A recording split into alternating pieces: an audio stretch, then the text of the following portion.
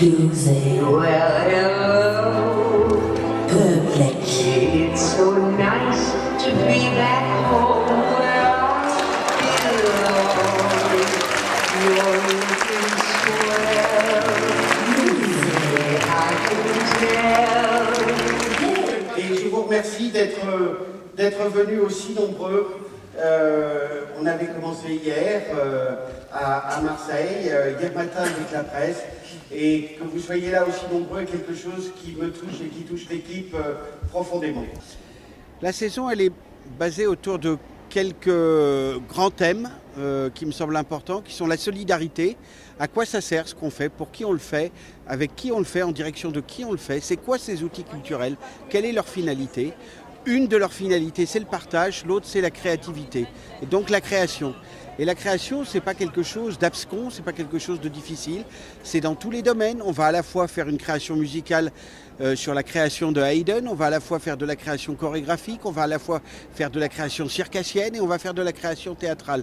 Donc il y a une sorte de bouillonnement comme ça. Et en matière de solidarité, on va aller vers à travers différents projets qu'on fait avec notre fondation, parce que c'est important que ces outils culturels ils soient dans cette logique de partage et de finalement qu'est-ce qui justifie qu'aujourd'hui il y ait autant d'argent public qui soit investi là-dedans. Il faut que ça ait une utilité fondamentale, quelque chose qui raconte ce que les hommes doivent être entre eux. Ce que vous souhaitez également, bien évidemment, c'est une nouvelle fois rapprocher Aix de Marseille. Mais je ne suis pas obsédé par le rapprochement d'Aix et Marseille parce que de toute façon, je n'arriverai jamais à faire qu'il y ait soit 50, soit 22 km. Il y aura toujours la même distance. Donc je ne vais pas rapprocher Aix et Marseille. Aix et Marseille sont proches. Il y a un moment, c'est qu'est-ce qu'on se dit, qu'on raconte sur ce territoire. Quand vous additionnez les forces d'Aix et Marseille, c'est toujours plus intéressant que quand vous additionnez leur antagonisme. Et je crois que dans un monde comme le nôtre, très mondialisé, si on veut avoir une lisibilité, si on veut pouvoir raconter une exemplarité, il y a un moment où simplement, et quelle que soit la forme administrative que ça prend, il faut qu'on puisse se dire bah tiens, on a construit ça sur ce territoire. J'ai été impressionnée par le monsieur, je trouve que c'est vraiment un grand homme. Il est très chaleureux et il donne vraiment envie d'aller voir les spectacles dont il parle. Donc très enthousiaste, très convaincant.